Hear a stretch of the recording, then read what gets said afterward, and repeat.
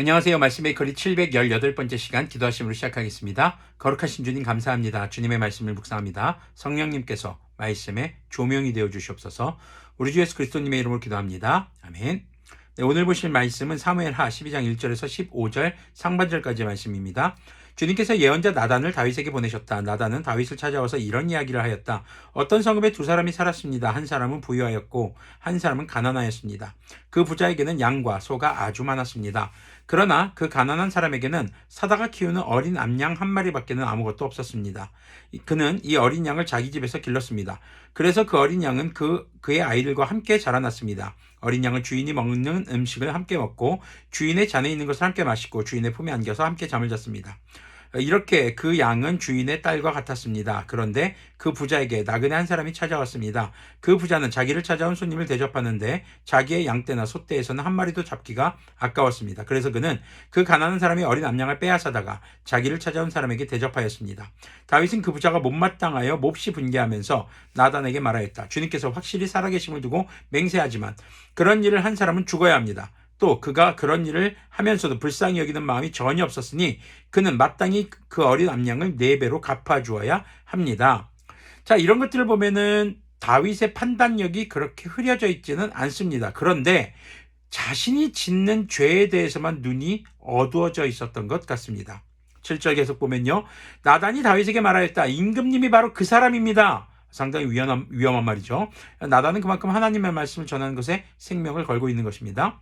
주 이스라엘의 하나님이 이렇게 말씀하십니다. 내가 너에게 기름을 부어서 이스라엘의 왕으로 삼았고 또 내가 사울의 손에서 너를 구하여 주신다. 나는 내 상전의 왕궁을 너에게 넘겨주고 내 상전의 아내들도 내 품에 안겨주었고 이스라엘 사람들과 유다 나라도 너에게 맡겼다. 여기서 우리가 넘겨주지 말아야 할 것이 아내들을 줬다.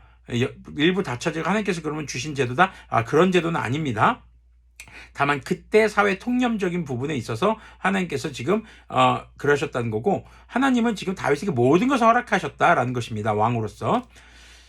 자, 그것으로도 부족하다면 내가 내게 무엇이든지 더 주었을 것이다. 그런데도 너는 어찌하여 나 주님의 말을 가볍게 여기고 내가 악하게 여기는 일을 하였느냐? 죄를 지은 이유 여기에 나오죠. 주님의 말씀을 가볍게 여겼다라는 것입니다. 얕잡아봤다는 거죠. 자, 너는 햇사람 우리야를 전쟁터에서 죽이고 그의 아내를 빼앗아 내 아내로 삼았다. 너는 그를 암몬 사람의 칼에 맞아서 죽게 하였다. 너는 이렇게 나를 무시하여 햇사람 우리야의 아내를 빼앗아다가 내 아내로 삼았으므로 이제부터 영영 내 집안에서 칼부림이 떠나지 않을 것이다. 주님께서 또 이렇게 말씀하십니다. 내가 너의 집안에 재앙을 일으키고 내가 보는 앞에서 내가 너의 아내들도 빼앗아 너와 가까운 사람에게 주어서 그가 대낮에 너의 아내들을 욕보이게 하겠다. 너는 비록 몰래 그러한 일을 하였지만 나는 대낮에 온 이스라엘이 바라보는 앞에서 이 일을 하겠다. 자, 다윗이 아까 내린 판결대로 하면요. 사실 다윗이 죽어야 합니다. 그런데 다윗이 죽으면 어떻게 됩니까? 다윗 언약은 온데간데 없어지겠죠. 그러면 우리가 이렇게 성경을 보는 볼 때 이 다윗이 나올 이유도 없는 것이죠. 자, 지금 하나님은 이 다윗의 죄를 책망하시면서 그의 집안의 칼부림이 끝나지 않을 것이다. 그리고 또 하나는 뭡니까? 다윗의 아내들을 욕보이게 하겠다. 어떤 사람에게요? 가까운 사람을 통해서. 그것도 환한 대낮에. 자, 그러자 다윗의 반응이 중요합니다. 그때 다윗이 나단에게 자백하였다. 자백했다는 겁니까? 자기의 죄를 인정했다는 거죠. 내가 주님께 죄를 지었습니다. 자, 이것은요, 단순한 한마디 같지만요, 굉장히 큰 의미를 내포하고 있는 것입니다. 자신의 죄를 깨달았을 때 즉시로 인정하는 모습. 굉장히 중요한 것이죠. 나단이 다윗에게 말하였다. 주님께서 임금님의 죄를 용서해 주실 것입니다. 그러므로 임금님은 죽지는 않으실 것입니다. 아까 뭐라고 했어요? 그런 짓을 한 자는 죽여야 됩니다고 다윗이 말했잖아요. 그런데 하나님은 죽이시지는 않겠다라는 겁니다.